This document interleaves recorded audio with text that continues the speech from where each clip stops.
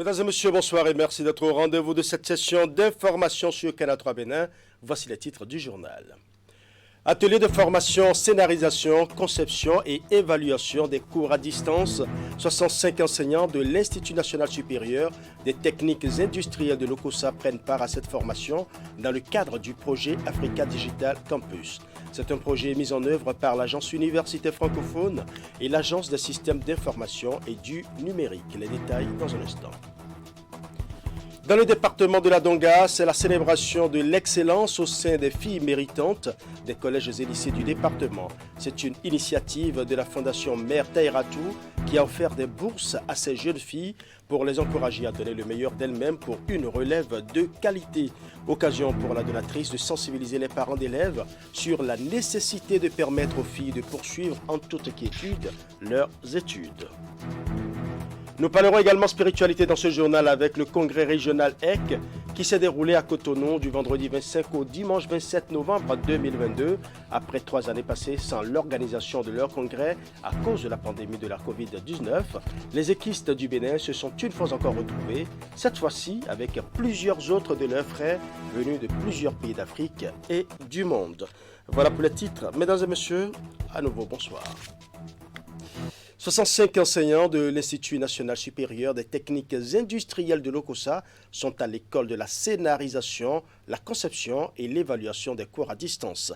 L'atelier de formation se tient dans le cadre du projet Africa Digital Campus, un projet mis en œuvre par l'Agence Université francophone et l'Agence des systèmes d'information et du numérique. William Cliquant pour les détails. L'atelier de formation des enseignants concepteurs de cours est un pas significatif vers la digitalisation totale des universités béninoises. D'entrée, le choix de l'Institut national supérieur des techniques industrielles de l'OCOSA comme une des entités pilotes de la mise en œuvre du projet Africa Digital Campus officialise l'appartenance des 4 universités publiques du Bénin à l'agence universitaire francophone. Porté par l'IRD et WACREN, Africa Digital Campus qui vise à mettre en place une coopération rapide avec 2 pays d'Afrique de l'Ouest, en l'occurrence le Bénin et le Burkina Faso, dans l'optique de renforcer l'offre d'enseignement à distance des universités, contribue au renforcement des échanges et partage d'expériences et de pratiques entre les universités du Sud. Les 65 enseignants du secteur industriel de l'Université nationale des sciences, technologies, ingénierie et mathématiques UNESTIM vont apprendre à inculquer le savoir et à l'évaluer chez les apprenants à travers le e-learning. Ceci grâce à 2 experts mis à disposition par l'Agence des systèmes d'information et du numérique et l'Agence universitaire francophone pour les travaux de 2 semaines. Nous nous engageons fermement de respecter les clauses de ce projet pour que ce projet soit renouvelé et pour faire bénéficier d'autres entités, d'autres universités, faire bénéficier nos apprenants pour que du point de vue éducation, du point de vue enseignement, du point de vue recherche, le Bénin en sort grandi pour un développement. L'ensemble de ces cours seront hébergés désormais sur notre plateforme e-learning, qui existe déjà, mais qui sera également renforcée par le volet infrastructure que ce projet nous apporte. Je trouve que nous avons aujourd'hui tous les moyens de pouvoir valoriser le e-learning. On ne peut plus s'en passer aujourd'hui de la formation à distance. Ça nous apporte beaucoup. Ça nous évite également beaucoup. On gagne également beaucoup. Une autre formation continue d'une durée d'1 an est prévue après les acquis de cet atelier d'Abomey-Calavi. En dehors de l'Université nationale des sciences, technologies, ingénierie et mathématiques UNESTIM, l'Université virtuelle du Burkina Faso bénéficie aussi de cette phase pilote du projet Africa Digital Campus. Alors, présent à l'Assemblée nationale où les ministres et les institutions de la République passent depuis quelques jours devant la commission budgétaire. C'est dans le cadre de l'étude par le Parlement du budget général de l'État, exercice 2023. Nous allons suivre ici les grandes lignes des projets de la Cour suprême pour 2023. Victor Adossou est allé défendre le budget prévu par son institution. Nous allons suivre. Le budget de la Cour suprême au titre de 2023 s'est élevé à la somme de 2 milliards 153 millions 722 000 francs, qui accuse ainsi une hausse de près de 9,9%, puisque l'année passée nous étions à 1 milliard 953 millions et quelques. C'est un budget insuffisant. Nous avons eu l'occasion de le dire aux honorables députés, tant les défis qui sont ceux de la Cour suprême sont nombreux. Nous sommes en responsabilité. Nous voulons bâtir une justice de qualité, une justice qui reste dans son temps, une justice non pas expéditive, mais une justice efficace. Et ça a besoin de moyens, des moyens humains. Nous avons besoin de magistrats. Nous avons besoin de greffiers, nous avons besoin d'auditeurs, nous avons besoin de personnel administratif de soutien, nous avons besoin de la documentation, nous avons besoin des moyens matériels. Nous avons un nombre impressionnant de besoins que nous avons essayé de traduire dans notre projet de budget. Le ministre de l'Industrie et du Commerce était aussi devant la commission budgétaire de l'Assemblée nationale. Shadia Alimantou Assouman est allé défendre devant les parlementaires les grandes lignes de son budget qui s'élève à 7 milliards 983 000 francs CFA. Un budget qui s'articule autour de deux grands axes prioritaires, à savoir la promotion de la consommation locale des produits Made in Bénin et le développement industriel suivant les normes de qualité pour accroître l'exportation. Suivons ces explications. Le budget que nous sommes venus solliciter aujourd'hui auprès de la représentation nationale d'un montant de 7 milliards 983 000 permettront au ministère de poursuivre ses missions articulées autour de deux axes. Le premier, c'est la promotion de la consommation locale des produits Made in Bénin. Et le second, c'est le développement industriel suivant les normes de qualité pour accroître l'exportation. Quand on parle de promotion de la consommation de produits Made in Bénin, on voit là tout le négoce des produits que nous faisons au Bénin. Quand on parle de produits manufacturés au Bénin, nous parlons là quoi de la promotion donc de nos industries à travers l'accompagnement de nos toutes petites idées, je vais dire des idées pilotes que nous avons réussi à mettre en œuvre à travers donc, le mois du consommant local, donc le mois d'octobre, où nous révélons toutes nos pépites et qui sont ensuite produits à échelle industrielle et que nous accompagnons à travers des normes de qualité fiables. D'autre part, nous avons la surveillance du marché, surtout veiller à ce que les prix de grande consommation ne s'envolent pas. Nous faisons donc cette surveillance du marché à travers également, là encore, l'accompagnement, la sensibilisation et surtout l'arsenal réglementaire que nous mettons en place pour pouvoir contenir les prix de produits de grande consommation. Enfin, nous avons les documents de politique que nous avons entamés l'année dernière, que nous allons finir également, là encore, pour pouvoir nous renforcer dans les orientations déjà du PAG, mais également nous accompagner dans la matrice d'action que nous avons commencé à déployer, certes, mais qui va nous confirmer dans notre boussole que nous suivons depuis déjà quelques années. Donc nous avons sollicité 7 milliards, donc soit 24% d'augmentation par rapport à l'année dernière pour ces projets ambitieux et donc un projet phare sur lequel je ne pourrais me taire, qui est donc le nouveau projet, c'est la mise en place des infrastructures marchandes transfrontalières au Bénin. Donc vous savez très bien ce que représente l'informel dans nos pays africains et avec au Bénin, nous avons décidé en fait aujourd'hui de pouvoir formaliser et de reconnaître l'existence réelle donc de ce marché transfrontalier. Et vous savez que ce marché transfrontalier est une réalité, mais il faut maintenant le mettre dans l'industrie, dans l'administration. Et pour le faire, il faut des infrastructures marchandes. À l'instar de ses autres collègues, le ministre de la Santé Benjamin Hunkpati était aussi devant la commission budgétaire de l'Assemblée nationale pour défendre son budget dans le cadre de l'étude par le Parlement du budget général de l'État, exercice 2023.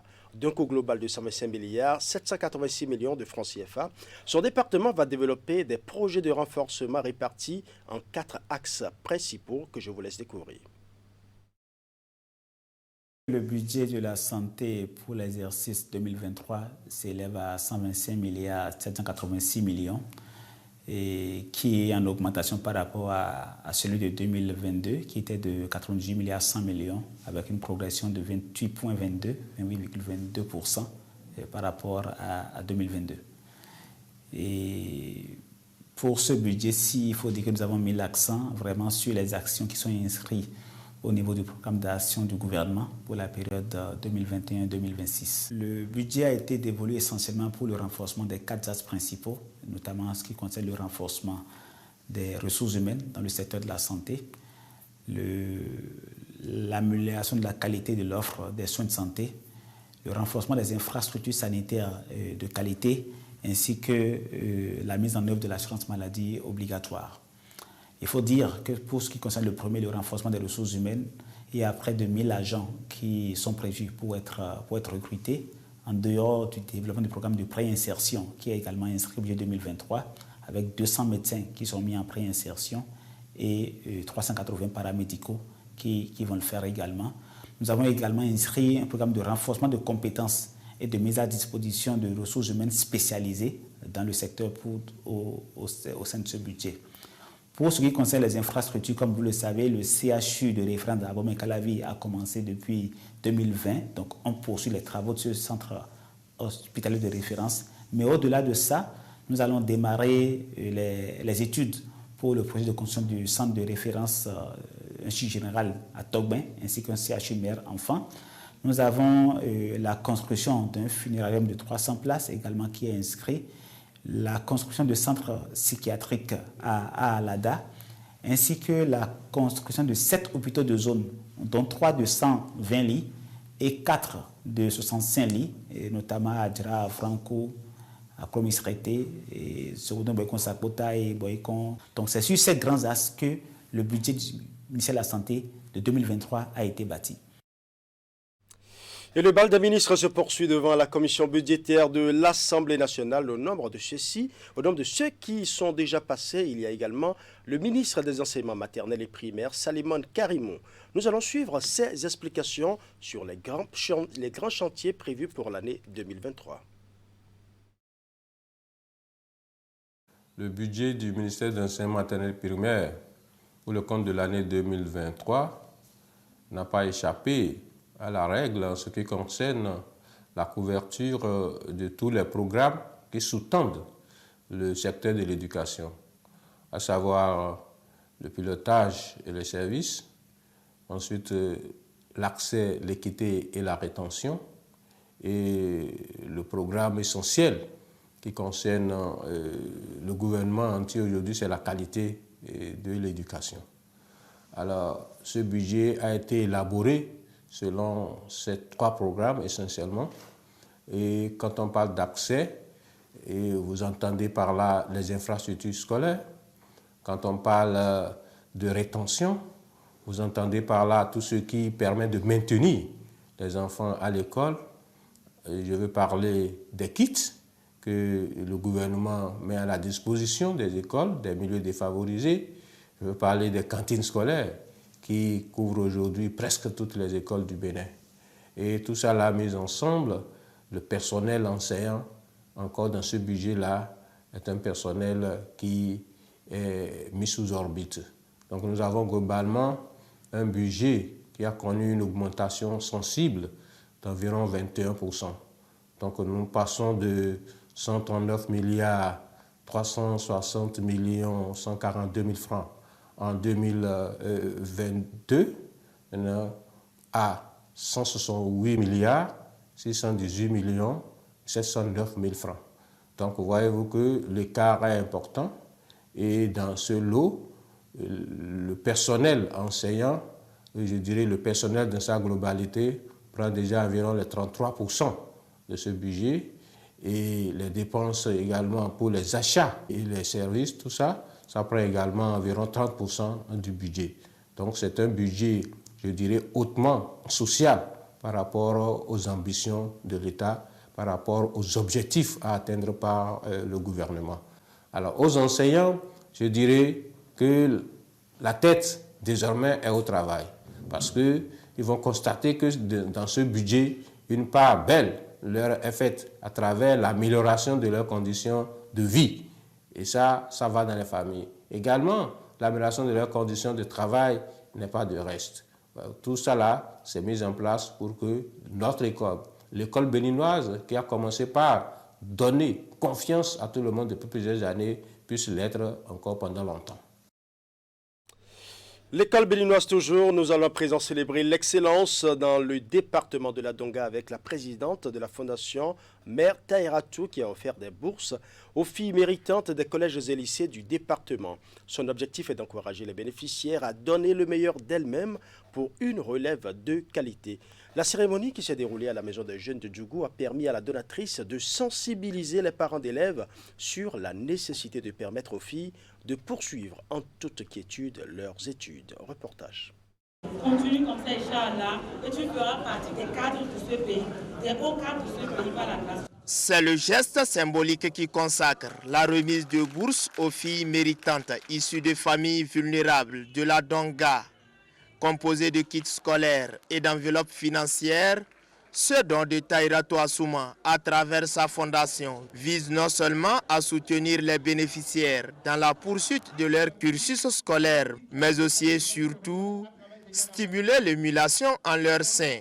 Les objectifs poursuivis à travers l'octroi de cette bourse sont donner une égalité de chance aux filles issues de familles vulnérables de poursuivre leurs études dans les mêmes conditions que les autres enfants. Cultiver en elles le goût des études, promouvoir l'excellence au sein de la jeune féminine, lutter contre le décrochage scolaire des filles par manque de moyens financiers. À l'issue du dépouillement des dossiers de candidature reçus, soit au total 56, nous avons retenu 31 pour bénéficier de la bourse FMT 2022-2023. À vous, jeunes filles lauréates, je vous adresse mes vives félicitations pour avoir été sélectionnées comme bénéficiaires des bourses d'études de la Fondation. Cette œuvre sociale, qui est à sa 3e édition, matérialise l'engagement de la présidente de cette fondation. Une fondation résolument engagée pour la scolarisation et le maintien des filles à l'école. Très émue par ce geste, bénéficiaires et autorités à divers niveaux lui témoignent leur gratitude. Nous vous disons encore infiniment merci pour tout. Qu'Allah vous bénisse et vous comble de toutes ces grâces. Que Dieu vous protège. Il me plaît particulièrement de vous dire toutes les reconnaissances du maire Gomna qui n'est pas là et qui m'a chargé de vous adresser ces félicitations pour cette continuité dans l'œuvre d'édification de la jeunesse, parce qu'à travers vos actes, vous prouvez que vous avez le souci de promouvoir le développement en vous projetant sur le futur. C'est une très belle initiative que vous ne vous fatiguez pas de réitérer chaque année. Et toutes les fois, c'est de nouvelles lauréates que vous promouvez. La lutte contre les grossesses en milieu scolaire et l'épanouissement des jeunes filles scolarisées, c'est l'un des objectifs que s'est assigné cette fondation. Une fondation qui ne cesse de sensibiliser les parents sur la nécessité d'envoyer les filles à l'école.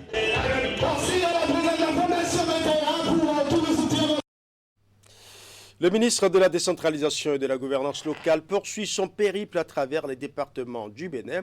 Il était ce week-end dans le département du Mono. L'autorité a été reçue dans 2 communes. Il s'agit de Lokossa et Bopa. Une étape de la tournée que nous résume ici Narcisse Alossé. Bopa, 11e étape de la tournée du ministre de la décentralisation et de la gouvernance locale dans les communes du Bénin.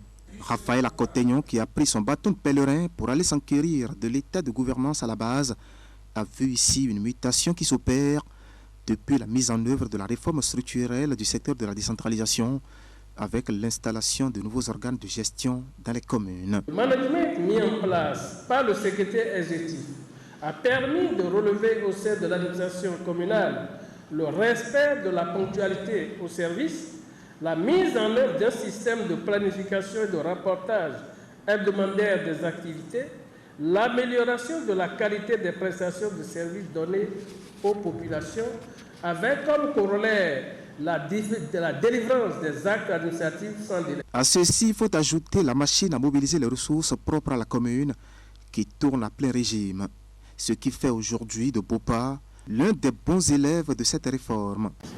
Il n'y a pas de commune pauvre. Il n'y a pas du tout, aucune commune n'est pauvre. Chaque commune a ses potentialités qu'il faut savoir valoriser. Et je compte sur le préfet, sur les élus que vous êtes, sur les cadres techniques mis à disposition pour que cela soit. Notre ambition dans le département du Mono, c'est que dans 5 ou 10 ans, lorsque nous allons actualiser la carte administrative, il n'y aura aucune commune à statut ordinaire dans le département. Et nous en avons la capacité. Je crois que Bopa, c'est des ans, mais ce qui se passe depuis notre passage à notre dernière tournée statutaire montre que chaque acteur a vraiment pris conscience. Prise de conscience que le développement d'une localité se fait dans une synergie d'action. Et de Bopa à Lokossa, l'hôte du jour a fait un constat presque similaire. Le fonctionnement de tous les organes dirigeants dans un climat propice aux performances socio-économiques. Le cadre a été enfin élargi aux élus et administrés des autres communes du département pour une séance de synthèse. Au menu, 3 communications sur les stratégies de mobilisation des ressources, les relations avec la tutelle et les offres de formation du centre de formation pour l'administration locale. À travers ces 3 thématiques, je voudrais interpeller la conscience professionnelle, personnelle et la fibre patriotique de chacun de vous au fin de contribuer à l'effort de financement du développement local pour que, dans un horizon raisonnable, nos communes puissent se targuer d'une autonomie certaine ou du moins ne plus trop dépendre des financements de l'État et des pays. En somme, voir des collectivités locales beaucoup plus souveraines dans la satisfaction de leurs besoins. Après le Mono, Raphaël Akotegnon lui poursuit sa tournée nationale qu'il a déjà menée dans 5 autres départements du pays. Il s'agit du Borgo, des collines, de la Liborie, du Koufo et du Zo. Parlons à présent de la cérémonie annuelle Kakpikple des filles et filles de Dianglamé dans la commune de Tofo. La célébration a eu lieu ce dimanche 27 novembre 2022. Il s'agit d'un regroupement festif au cours duquel les populations de la localité réaffirment leur solidarité pour une meilleure vie en communauté. Les détails avec Ali Momone. Comme chaque année, c'est ici à Togouin, dans la commune de Tofo, que les adeptes de la divinité d'Amaleno à Gadjou se donnent rendez-vous pour leur fête annuelle. Le regroupement appelé Kakpikple représente les retrouvailles au cours desquelles ils expriment leur solidarité à travers la réjouissance. Dans la tradition, il faut commencer par des sacrifices et l'invocation de la divinité.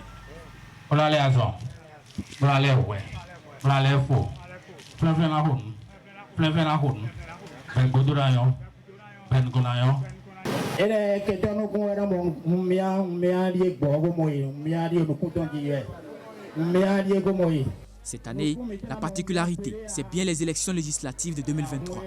Des prières sont ensuite dites pour invoquer la paix sur la nation. Nous avons prié beaucoup sur notre nation, le Bénin.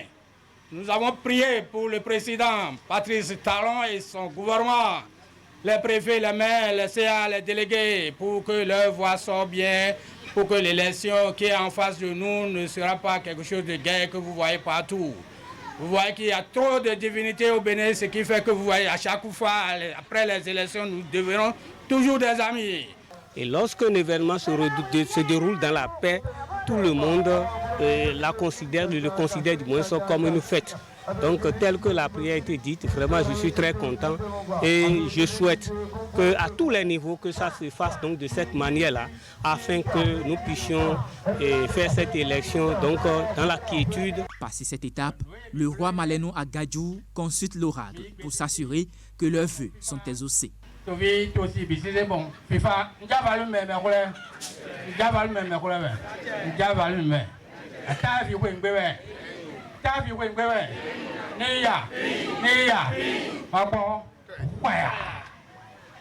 Emi basi kwenyi bon aha kwenyi boze gbobo humba kanjo kwenyi yo wene nu emi aze aviol bo dabudo nu emi dole ne mi ka mogben bo vodunle igbenu mi tololo ma ugbedo to igbenu mi bo nu emi do yo mi lo yi bo mojen kana no gbenu mi le mi ba gbenje mi na blodo. Toute la journée est consacrée à la réjouissance et aux invocations.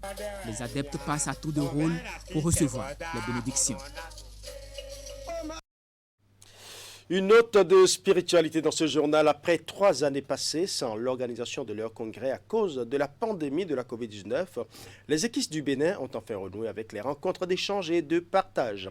Du vendredi 25 au dimanche 27 novembre 2022, l'organisation a été effective avec le congrès EC régional qui a réuni la participation de plusieurs pays. Retour sur les temps forts de la cérémonie de clôture dans ce reportage signé Achemokani Achembo. Dans un palais de la gratitude et ses environs pleins à craquer, les fidèles d'Ekankar vivent les dernières heures du congrès EC régional de l'aventure de l'âme 2022, débuté vendredi. 3e et dernier jour du congrès, le dimanche a été l'occasion pour comprendre davantage que le Mahanta et Maître Ek vivant est présent à tout moment, surtout lorsque le You est chanté. En clair, invoquer le Mahanta et Maître Ek vivant en toute occasion est bénéfique à toutes les âmes. Nous avons, par les différents thèmes développés, pu partager avec les participants qu'ils ne sont pas que ce corps. Ils sont âmes, particules de Dieu, parce que c'est notre véritable identité. L'autre clé importante, c'est les exercices spirituels. C'est le chant du You, qui n'est autre chose que le nom de Dieu, puisque en chantant le You, vous ne chantez que votre amour à Dieu. La dernière clé, c'est le Mahanta. Vous allez n'importe où, vous n'avez pas un guide, vous êtes un peu comme perdu. Or, Ekankar met à la disposition, pas que des équisses, mais de toutes les âmes, le Mahanta et Maître Ek. Les 3 jours ont été mis à profit pour s'organiser en ateliers et tables rondes autour du thème des clés spirituelles pour une vie plus heureuse. Au thème du congrès EC régional de l'aventure de l'âme, beaucoup d'enseignements et de leçons spirituelles en sont tirés. Des participants en disent leur entière satisfaction. Et je suis venu sur un peu comment les activités se passent. J'ai eu une très bonne impression parce que durant tout ce congrès, j'ai vu que en fait, si et tout ce qui a été dit, tout ce qui a été enseigné, ça aide l'âme à progresser spirituellement. Les fidèles de Kankar cultivent l'amour et sont appelés. Lorsqu'ils sont sollicités sur des questions données, ils les expliquent et amènent leurs interlocuteurs à comprendre. J'ai pu demander à Mahanta de m'aider à avoir aussi ses vertus. Drainer du monde n'était pas acquis d'avance. Mais les 3 années passées sans congrès, du fait de la pandémie de Covid-19, ont éprouvé tant de monde qui ont voulu vivre cette reprise. Cette édition a drainé plus de 3600 participants venus du monde entier. C'est avec beaucoup plus de joie que nous avons vécu ce congrès. Parce que Ekankar, c'est la voie de la liberté spirituelle. Et retrouver la chaleur, la joie de vivre avec les siens, c'est toujours une belle opportunité. C'est donc une période de bénédiction pour les équistes et de nombreux visiteurs venus pour partager le message de l'amour de Dieu. Parlons sport à présent. Les tournois organisés par le ministère de tutelle à travers le programme de promotion et de développement des activités sportives sont déjà à l'échelle des départements. Et les équipes des communes en compétition s'affrontent depuis quelques jours dans plusieurs disciplines. Nous allons prendre les nouvelles du département du Mono où l'épilogue c'était samedi dernier. Tout s'est déroulé à Comé. Voici le compte rendu signé Narcisse Alossé. Le stade d'Omnisport de Comé en ébullition. L'instant de cette journée du samedi 26 novembre 2022 avec de jeunes athlètes autour de plusieurs disciplines sportives. C'est l'ultime étape des tournois initiés par le ministère des Sports à travers le programme de promotion et de développement des activités sportives. Que vous vous souvenez, il y a quelques semaines, nous avons organisé les inter-arrondissements pour pouvoir avoir une équipe dans plusieurs disciplines sportives au niveau de chaque commune. Il était important d'aller au bout de ce processus qui consiste à avoir une sélection départementale. Des sélections départementales des moins de 17 ans, aussi bien au niveau des filles que celui des garçons en football, au basketball et au handball. Et ce sont les compétitions intercommunes du Mono que le stade de Comé abrite ici. Sur le tableau du foot féminin, la réussite a fui les filles venues de Grand Popo face à leurs camarades de l'Okosa habillés ici en rouge. Et ceci jusqu'à l'épreuve des tirs au but.